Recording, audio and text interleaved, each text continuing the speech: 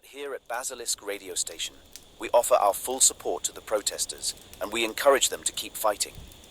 We will not give up, we will not be silenced, and we will not allow Rakharrow to continue. Huh? Who are you? What the hell are you doing here? Hey, let go of me! What? What just happened? That was...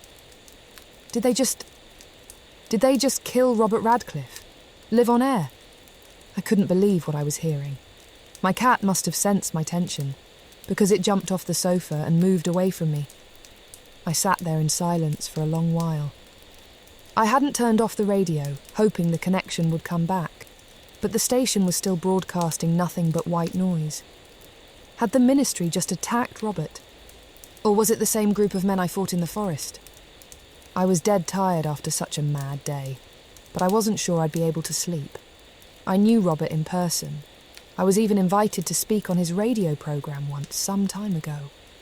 In person, Robert was younger than I'd imagined, and although his voice was calm, he had an incredible energy about him, and a contagious laugh. He was a good man. He is a good man. I want to believe he's still alive, but perhaps not for much longer.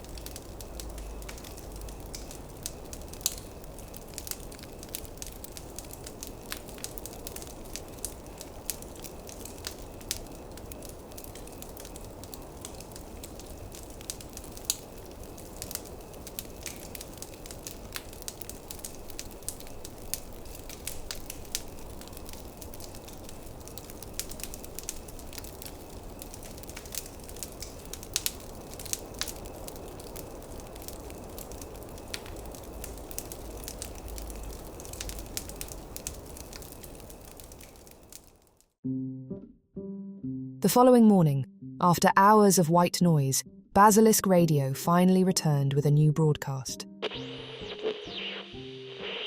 Welcome, listeners. I'm Brian Blaine, a personal friend of Robert Radcliffe's, speaking to you live from Basilisk Radio Station with an update on what happened to him. Last night, while he was on air, several members of staff reported that a group of unidentified men entered the station. Attempts were made to stop them, but they forced their way through to the studio where Radcliffe was broadcasting. He was taken by force and brought to a fireplace on the first floor of the building. The assailants then used the Flu network to leave. However, they used the Flu network without stating a destination, something previously believed to be impossible. The Ministry of Magic is suspected to be involved, although no official statement has been made, and the Ministry has not commented. We will bring you further updates as more information becomes available. They used the Flu network without stating a destination. I knew it.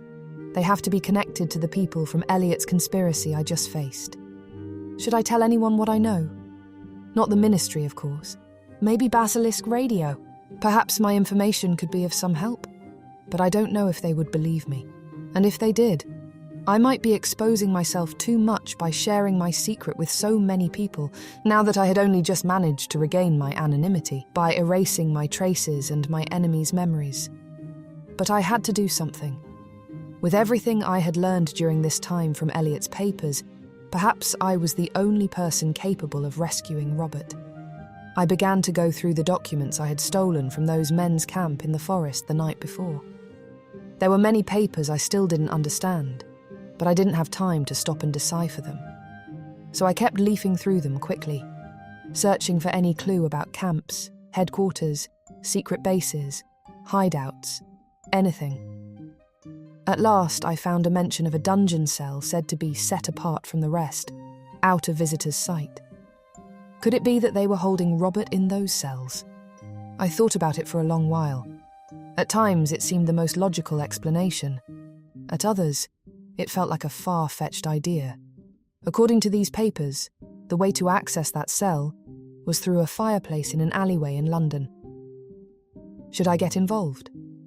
I'd already had more than enough trouble, and I could consider myself lucky if they had truly stopped pursuing me. Why get into trouble again? But then I thought of Robert, captured while fighting for his cause. A cause that had turned out to be quite similar to my own, though Robert's actions seemed far more deliberate and far more heroic than mine. I had only been trying to survive. I looked at my cat. No. I don't think I'd be able to sleep at night if, knowing I'm the only person who can help him, I'd stayed at home. I couldn't save Elliot, but maybe I can still save Robert. I looked at my cat again. I'm going to London, I told him. Once again, don't wait up for me.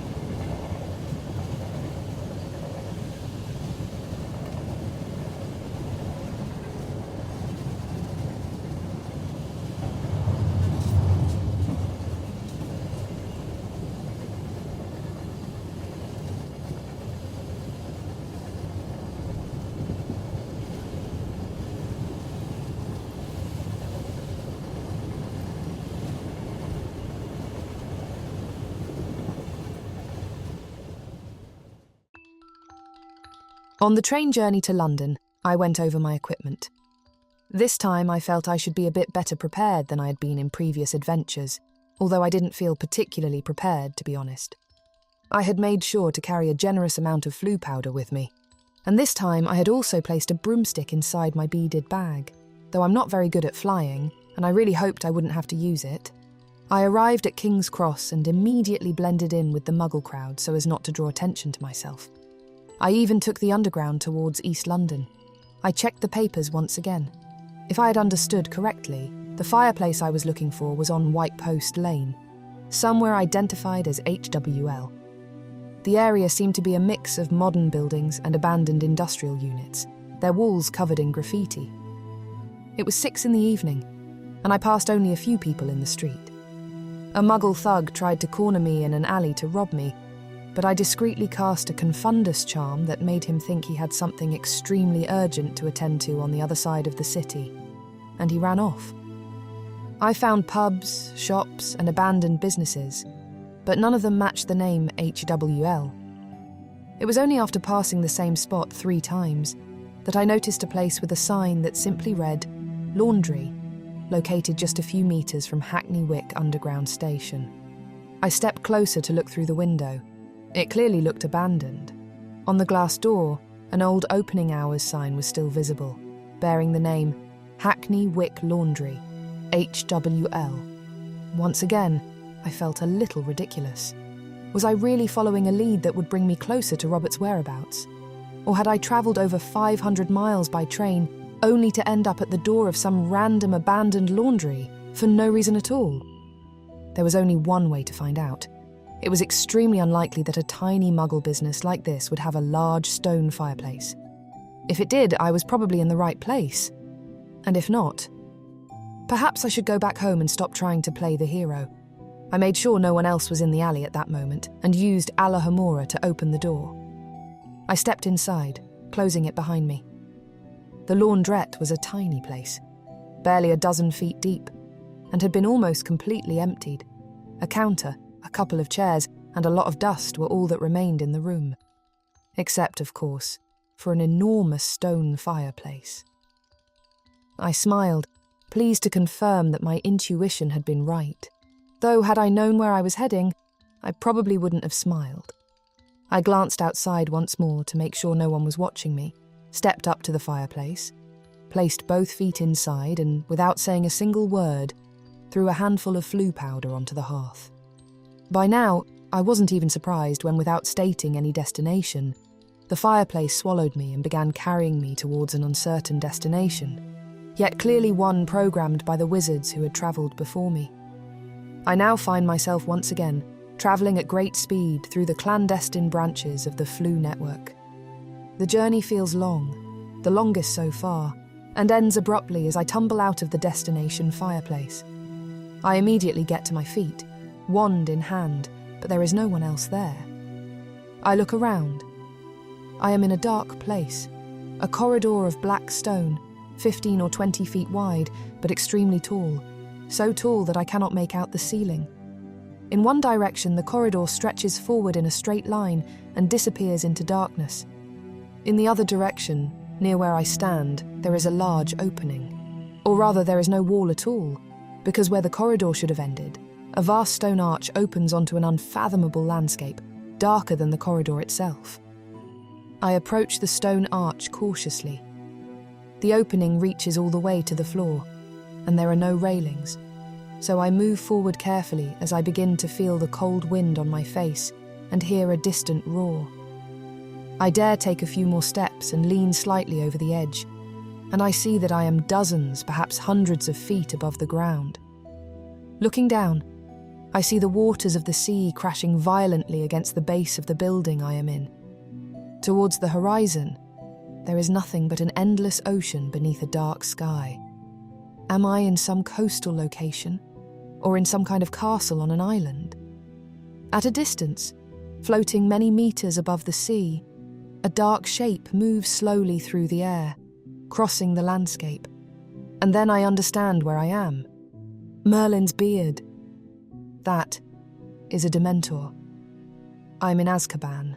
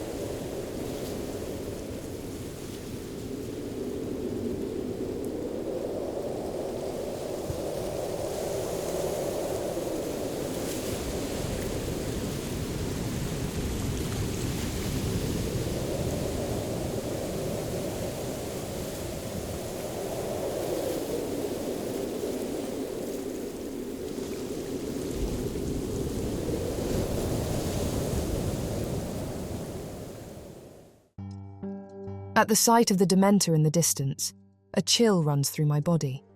I immediately step back, hiding behind the wall, trying to keep it from seeing me.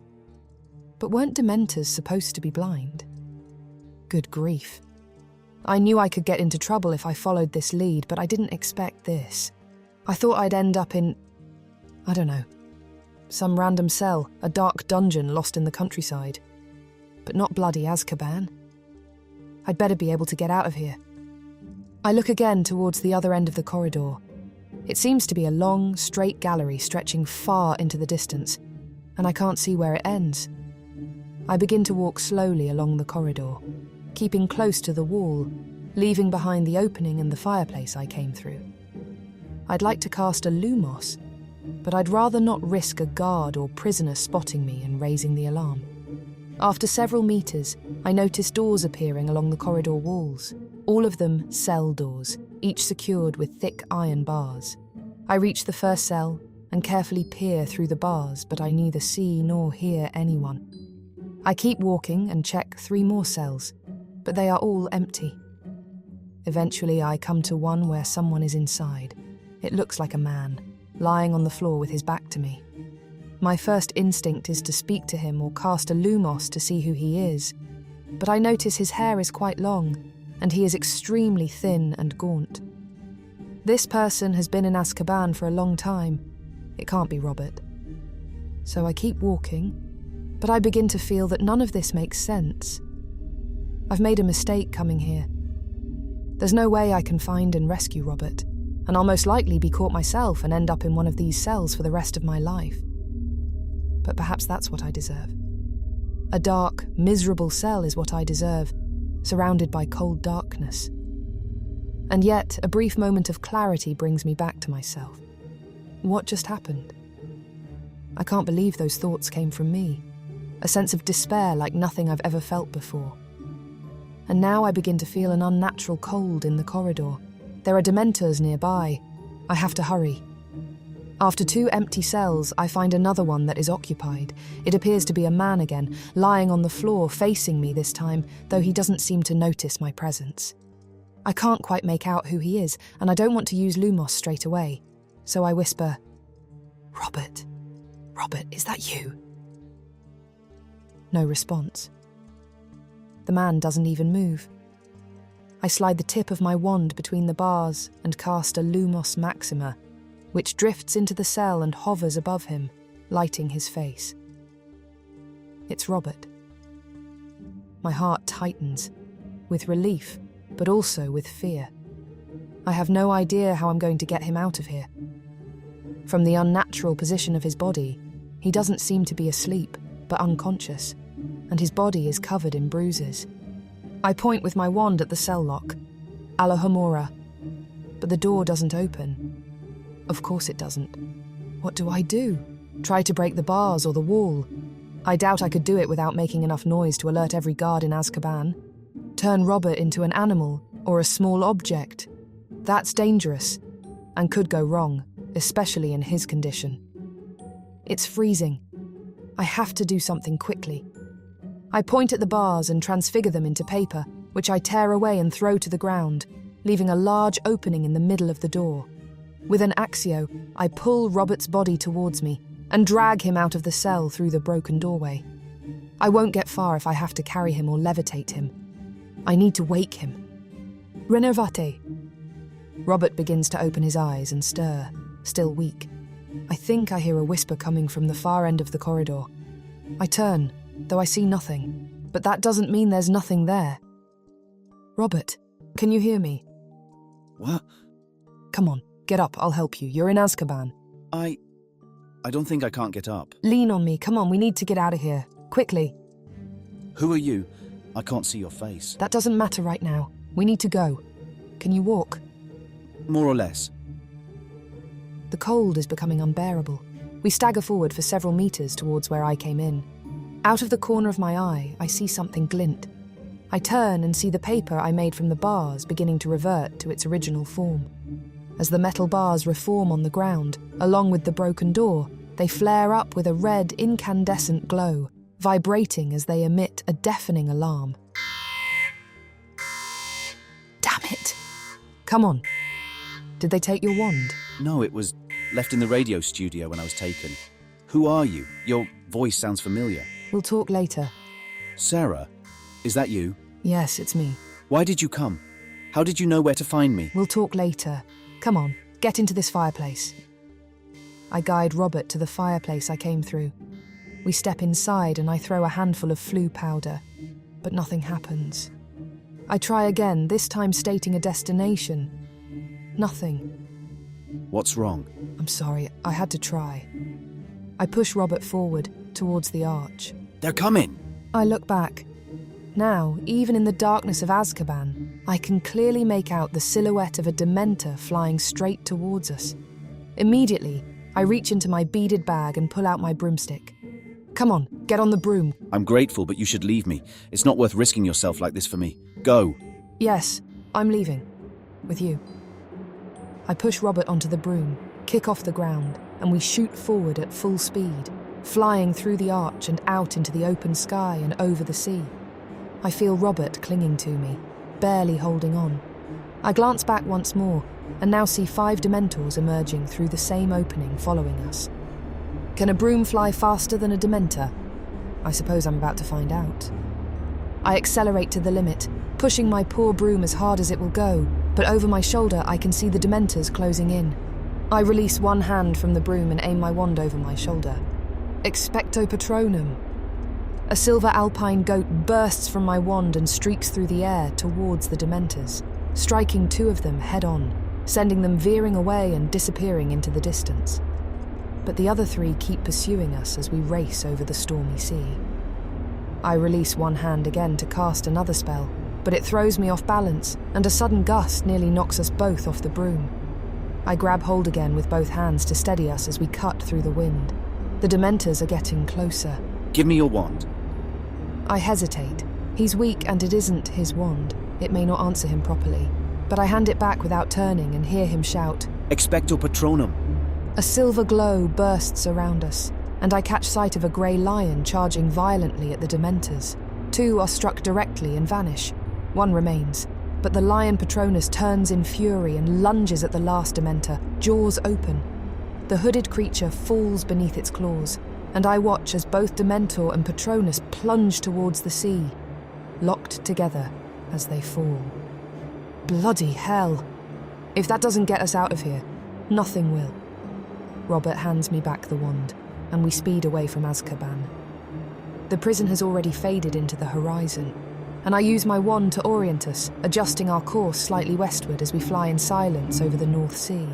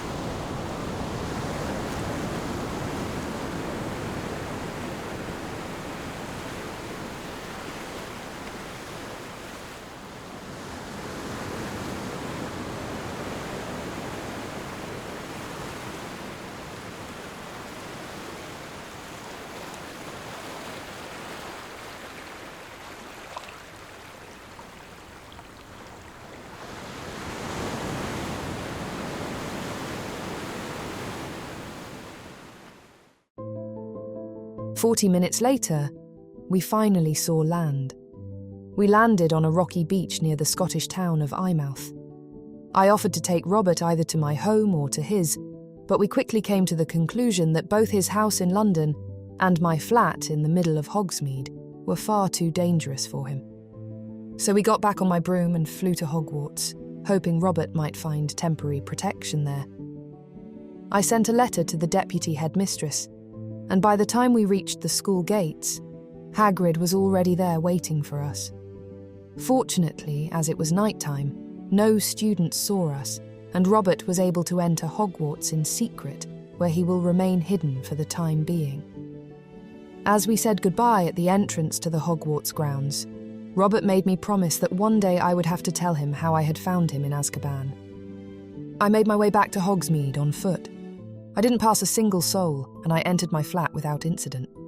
My grey cat greeted me enthusiastically, and I switched on the radio, wondering when news of what had happened to Robert would spread. However, nothing of note came through the radio until the following morning. Welcome back, dear listeners, to Basilisk Radio Station.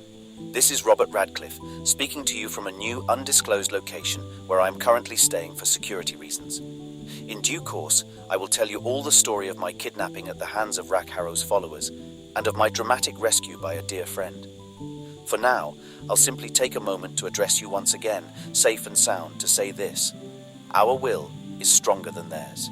Silencing us will serve them no purpose, and we will continue to fight for the values that should define the magical community. I will be in touch again soon, but allow me first to thank my extraordinary rescuer once more for her help, without which I might never have seen the light of day again. You know who you are, and I know you're listening. Thank you so much, truly. I should also say that I'm currently working on several changes and future projects, which will be revealed in due time. Until then, this is Robert Radcliffe, broadcasting from a clandestine location of Basilisk Radio Station. Stay honest, stay safe.